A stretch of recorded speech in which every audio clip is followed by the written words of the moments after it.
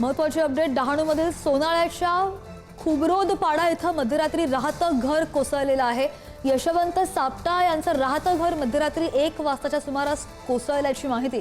घरात झोपलेले 8 जण किरकोळ जखमी झालेले आहेत।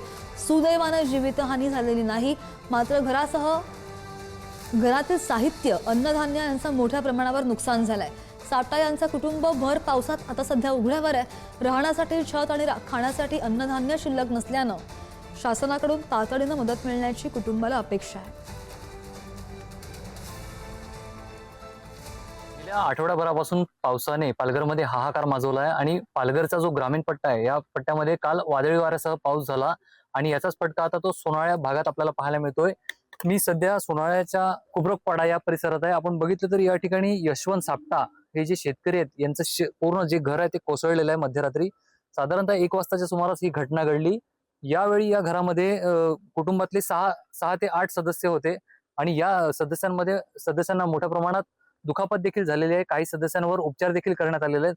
आता आपण संपूर्ण घर जे बघितलं तर ते उद्ध्वस्त झालेलं पाहायला मिळतंय, जमीनदोस्त झालेलं पाहायला मिळतंय।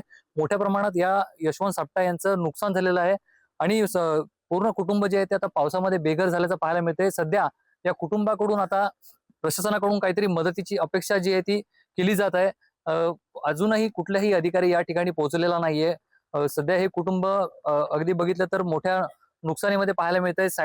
बाजूलाच बघितलं तर या ठिकाणी गोठा देखील होता, बैल देखील बांधली होती, ते देखील आता जखमी झालेले आहेत। एकंदरीत संपूर्ण चित्र बघितलं तर मध्यरात्रीपासून मुसळधार असा पाऊस बरसतोय आणि याचाच फटका जो आहे आता ग्रामीण भागातील नागरिकांना बसलेला पाहायला मिळतोय। सध्या हे जे यशवंत सापटा शेतकरी आहेत आता हे कुठेतरी मदतीच्या प्रतीक्षेत आपल्याला पाहायला मिळत आहेत।